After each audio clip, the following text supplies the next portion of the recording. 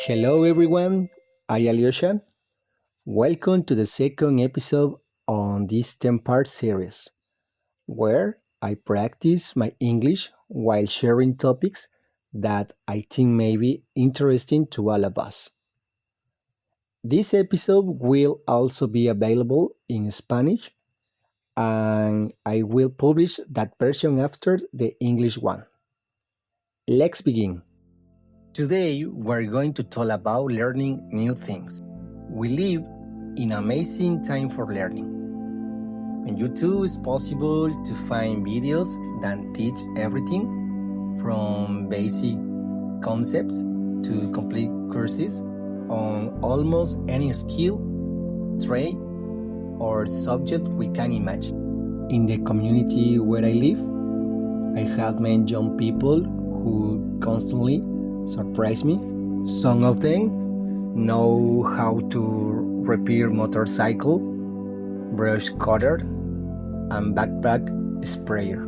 The tools we use every day to maintain our orchards.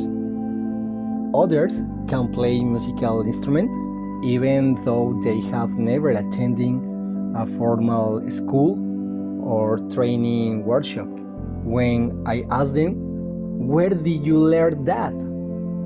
most of them give me the same answer: by watching YouTube videos. I think that's incredible because it shows that discipline, consistency, commitment, and responsibility can help us achieve almost any goal we set for ourselves. Learning is fascinating. Watching someone do something that seems difficult, like repairing a motorcycle, naturally sparks curiosity. In my case, when I moved to Antonio Mequirasco, the community where I live today, I knew absolutely nothing about many of the things I know now. Working in agriculture may look simple from the outside, but the really is very different. It's a skill to understand the soil, interpret the weather, prepare the right fertilizer mixture, observe how plants respond, and carefully plan activities so that fruit trees can produce a good harvest. It's a lot of work, but it is also very rewarding. However, every learning process needs guidance. We'll need someone who can teach us, encourage us, and help us recognize the mistake we make along the way. I firmly believe that the knowledge is meant to be shared. There is little value in knowing a great deal if we never use the knowledge to help others. In many ways, sharing knowledge has been one of the most important reasons for humanity's progress.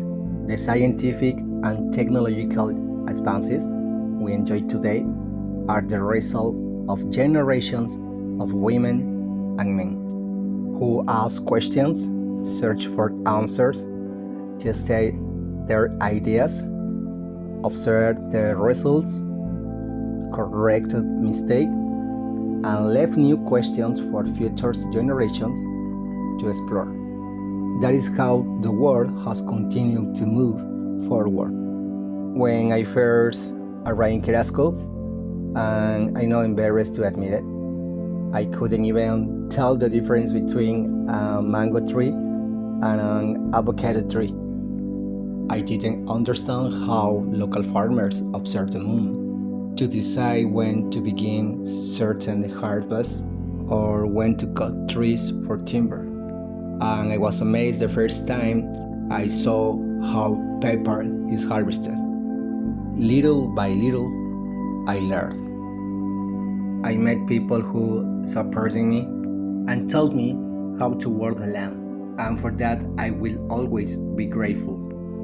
If you are good at something, share it. There will always be curious people who want to learn.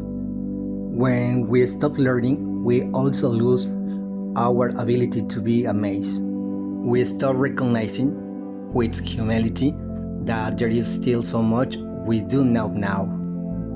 Learning helps us develop knowledge, skills, values, and attitudes throughout our lives.